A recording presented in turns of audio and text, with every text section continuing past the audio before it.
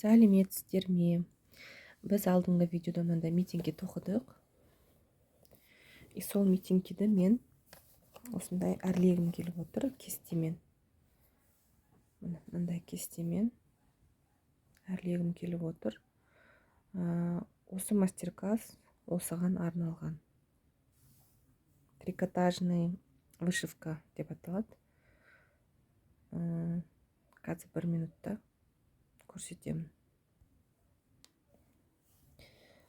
Так, бізге керегі. Мен 3 түрлі жіп алдым. Сары түсті, ашық сары түсті, және өзінің голубой түсті жіпті алдым қосып. И кішкене жасыл жіп мына жапырақтарға. Бізге керегі трикотажная игла и қайшы. Мынада трикотажная игла деп аталады. Бұл несі? Ушкасы үлкен. Енді бізге мен мына біреусін тоқып қойдым, екінші бізге симметрично тура осындай қылып екінші митингкені оформлениясын жасаймыз. Кішкене жіпті аламыз да инеге сабақтаймыз.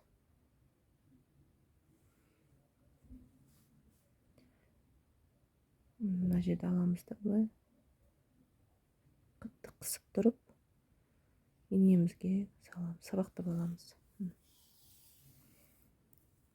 Енді так, примерно мына жерде болады біздің ортасында, ортасында изнаночный сторонадан алып кіргізіп аламыз инемізді.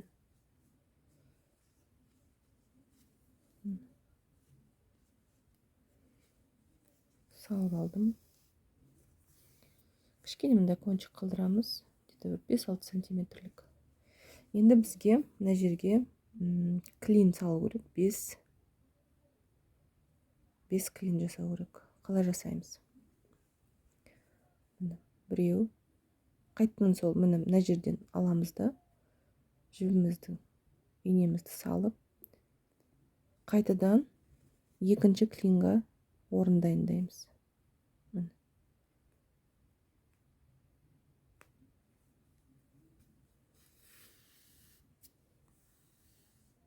Бір клин дайын. Енді бізге қайтадан мына жерге оралу керек.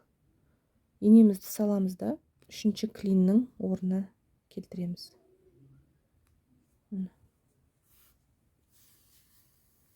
Сол кезде бізде екінші клин дайын. Қайтадан орнына осы точкадан төртінші клиннің орнын дайындаймыз.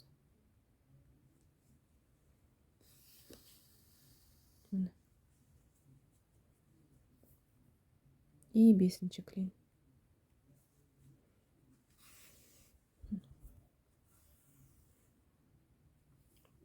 Қайтадан возвращаем, кері қайтарамыз да мына тұстан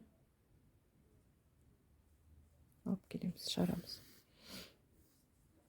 Міне бізде мынандай клин пайда болды. Енді бізге әр қайсына алма кезек чередуя дейді, через мынаны жібереміз де келесі клинға былай өткіземіз.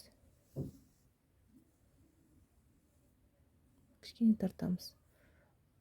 Уже мынаған салмаймыз, келесісіне саламыз.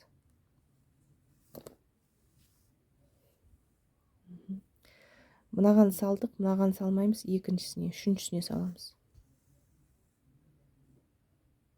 Опять мынаған салдық қой. Біреу үшіншісіне саламыз. Біреуін обязательно жіберіп отырамыз. Осылай айналдырып, бізді клинді полностью жауып шығуымыз керек. Бұл вышивка роза деп аталады. Роза гүлін, раушан гүлді біз өстіп вышивкамен жасап аламыз. Объемная вышивка деп аталады. Так, мынаны салдық.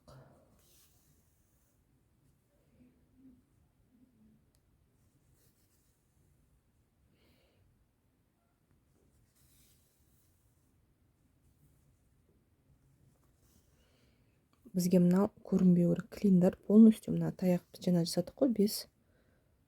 Сол бізде көрінбей, соны полностью жауып шығамыз, өстіп айналдырып. Қатты тартпаймыз, қатты бос қылмаймыз. Орташа немен өстіп алып отырамыз.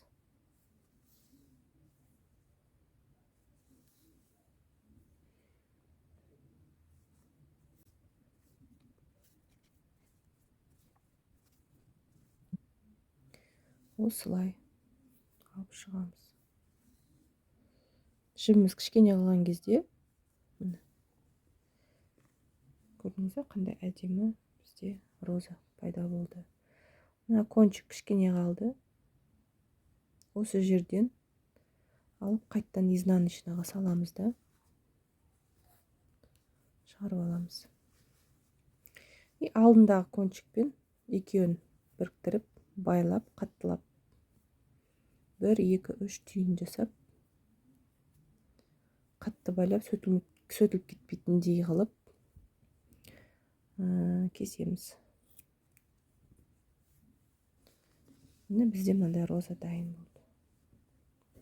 Енді тура осы тәсілмен біз роза жасаймыз. Мына біреу ашық сарыдан, голубойдан біреу. Қолыма түскен жіпті алдым. Өзіңіз қалауыңызша қызыл, жасыл деген сияқты неше түрлі түстер жасауға болады. Енді қазір жапырақты қалай жасау керек екенін бір көрсетіп жіберейін. Сразу жапырағын жасаймыз. Тура солай етіп, сіздер өздеріңіз жасасаңыздар болады. Жібімізді дайындап аламыз.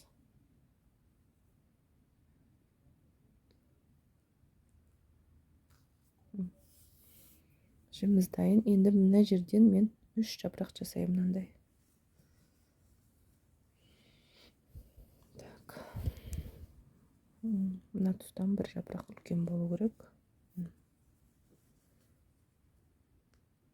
Инемізді саламыз. Жаңағыда кончик қылдырамыз. 7-8 сантиметр болса. Енді тура мына розаның түбінен, мына жерден, мына жерден емес, кішкене астынан ғана аламыз. Как будто мына жапырақ астынан шығып тұрған сияқты болу керек бізге. Мына көрдіңіз бе? Біреу, екеу.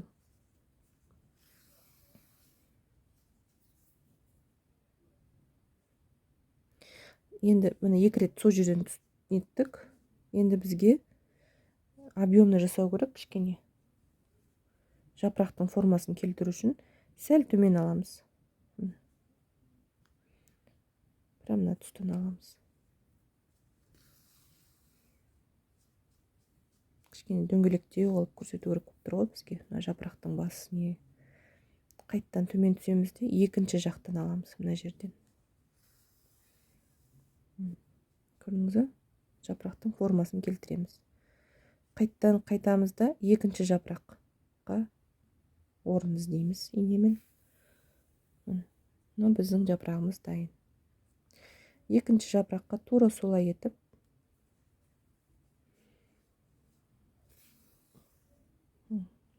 біреу дайын. Тура сол жерден екіншісін аламыз. И үшіншісін сәл төмен, 2-3 мм төмен қылып алсаңыз, жапырақтың формасы келеді өзі. Төмен келеді. Үшінші жапыраққа орын іздейміз сразу. Көрдіңіз бе?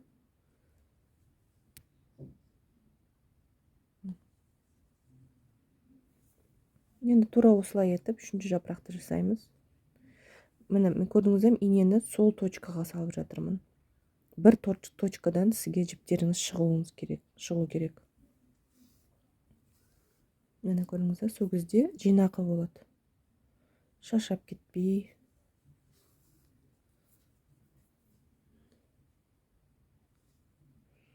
Мына жақтан алмай, кішкене бір 2 мм төмен түсіп алам. Міне. Болды. 3-4 рет жетеді жеткілікті. Қайттан сол инеге түсемде, төмен қарай алып, изнаночныйға жіберемін мына жібімізді, кончигін. Все. Тура жаңағы гүлді неткендей, екі кончикті біріктіріп алып шығамыз.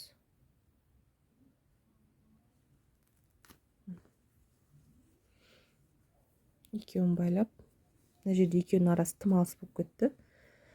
Сол үшін қайттан ине кіргізіп, бірінің арасын жақындатамыз. Мынаны былай кіргізіп алып, инемен. Крючокты бір жақ жері андай петля көрінбейді.